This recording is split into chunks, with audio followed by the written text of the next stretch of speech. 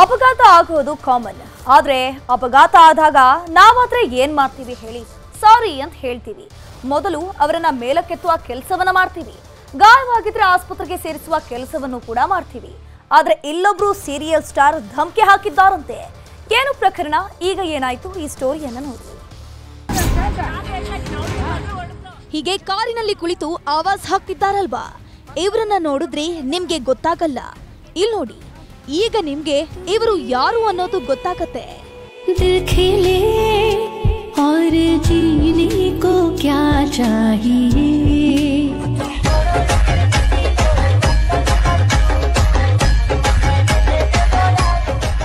ಇವರು ಲಕ್ಷ್ಮೀ ಸಿದ್ದಯ್ಯ, ಧಾರಾವಾಹಿಗಳಲ್ಲಿ ಹೆಚ್ಚು ಜನಪ್ರಿಯೆ. ಕಳೆದ 3 ತಿಂಗಳ ಹಿಂದೆ ಅಂದ್ರೆ ಡಿಸೆಂಬರ್ನಲ್ಲಿ ರಸ್ತೆಯಲ್ಲಿ ಗುದ್ದಿಸಿದ್ರಂತೆ. ಆಕ್ಸಿಡೆಂಟ್ ಸಾಮಾನ್ಯ, ಆದ್ರೆ ಆಕ್ಸಿಡೆಂಟ್ ಮಾಡಿದ್ಮೇಲೆ ನಡೆದ ಘಟನೆ ಪೊಲೀಸ್ ಠಾಣೆಯ ಮೆಟ್ಟಿಲು ತುಳಿಸಿತ್ತು. i20 ಕಾರು ಮತ್ತು ನಂಬರ್ ಪ್ಲೇಟು, ಆ ಲೇಡಿ ಏನೇನು ಮಾತಾಡಿದ್ರು ಎಲ್ಲನೂ, ಅವ್ರು ಹೆಂಗೆ ಓಡಿದ್ರು, ನನಗೆ ಬ್ಲಡ್ ಹೆಂಗೆ ಬರ್ತಿತ್ತು, ಮತ್ತು ನನ್ನ ಗಾಡಿ ಡ್ಯಾಮೇಜ್ ಪ್ರತಿಯೊಂದನ್ನು ಅಕ್ಕ ವಿಡಿಯೋ ಮಾಡೋಕ್ಕೆ ಸ್ಟಾರ್ಟ್ ಮಾಡಿದ್ಲು. ಮತ್ತು ಅವ್ರ ಕಡೆಯೂ ಒಂದು 4-5 ಜನನ ಕರ್ಸಿದ್ರು ಆನ್ ದ ಸ್ಪಾಟ್.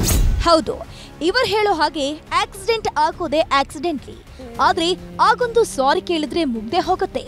ಆದ್ರೆ ಈ ಕಿರುತೆರೆ ನಟಿ ಲಕ್ಷ್ಮೀ ಸಿದ್ದಯ್ಯ ಮಾತ್ರ ಡಿಸೆಂಬರ್ 6, 2023ರಂದು ಜ್ಞಾನ ಭಾರತಿ ಮೆಟ್ರೋ ನಿಲ್ದಾಣದ ಬಳಿ ಕಾರ್ನಲ್ಲಿ ಬಂದು ಸ್ಕೂಟರ್ಗೆ ಡಿಕ್ಕಿ ಹೊಡೆದು ಆವಾಜ್ ಹಾಕಿದ್ರಂತೆ. ಜೊತೆಗೆ ಹಲ್ಲೆ ಕೂಡ ಮಾಡಿದ್ರಂತೆ. 4-5 ಹುಡುಗರನ್ನ ಕರೆಸಿ ಧಮಕಿ ಹಾಕಿದ್ರಂತೆ. ಈ ವೇಳೆ ಮೊಬೈಲ್ ಕೂಡ ಕಿತ್ಕೊಂಡು ಹೋಗಿದ್ರಂತೆ. ನಮ್ಗೆ ತುಂಬ ರೂಡ್ ಬಿಹೇವ್ ಮಾಡ್ತಿದ್ದಾರೆ ಅಂತ ಹೇಳ್ಬಿಟ್ಟು ನಾವು ಸ್ಟೇಷನ್ಗೆ ಹೋಗ್ತೀವಿ ಅಂತೇಳಿ ಇದೆಲ್ಲ ಬೇಡ ಅಂತ ಹೇಳಿನೇ ಸ್ಟೇಷನ್ ಬರಬೇಕಾದ್ರೆ ಅವರು ಹೇಳಿದ್ರು, ನಮಗೆ ಆನಂದ್ ಅವ್ರು ಹೇಳಿದ್ರು, ಮರ್ಯಾದೆಯಿಂದ ವಿಡಿಯೋ ಡಿಲೀಟ್ ಮಾಡಿದ್ರೆ ಸರಿ, ಇವಾಗಲೇ ಮಾಡು, ಇಲ್ಲ ಅಂದ್ರೆ ನಂಗೆ ತಲೆ ಕೆಟ್ಟರೆ ನಾನು ಏನು ಬೇಕಾದರೂ ಮಾಡ್ತೀನಿ, ಯಾವ ಲೆವೆಲ್ಗೆ ಬೇಕಾದರೂ ಇಳಿತೀನಿ ಅಂತ ಹಿಂಗಂದ್ರು. i20 ಕಾರ್ನಲ್ಲಿ ಬಂದು ಡಿಕ್ಕಿ ಹೊಡೆದ ಮೇಲೆ ಪಟ್ಟು ಬಿಡದ ಸಹೋದರಿಯರು ಜ್ಞಾನ ಭಾರತಿ ಠಾಣೆಗೆ ಹೋಗಿ ದೂರನ್ನ ಕೊಟ್ಟಿದ್ದಾರೆ. ದೂರು ದಾಖಲಾದ್ರೂ ಕೂಡ ಏನೂ ಪ್ರಯೋಜನ ಆಗಿಲ್ಲ. ಸೆಲೆಬ್ರಿಟಿ ಅನ್ನೋ ಕಾರಣಕ್ಕೆ ಪೊಲೀಸರು ಅವರ ಪರವಾಗಿಯೇ ಕೆಲಸವನ್ನ ಮಾಡಿದ್ದಾರೆ ಅನ್ನೋದು ಆರೋಪ. ಜೊತೆಗೆ ಇವರ ಮೊಬೈಲ್ ಕೂಡ ಕೊಡ್ಸಿಲ್ವಂತೆ.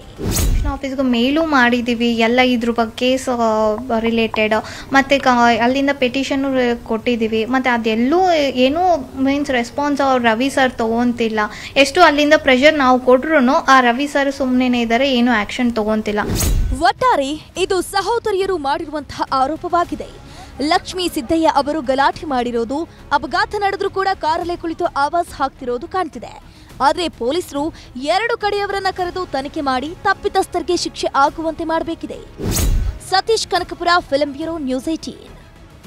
ಕನ್ನಡಿಗರ ಮೆಚ್ಚಿನ ನಿಮ್ಮ ನ್ಯೂಸ್ 18 ಕನ್ನಡ ಈಗ ವಾಟ್ಸ್ಆಪ್ನಲ್ಲಿಯೂ ಲಭ್ಯ.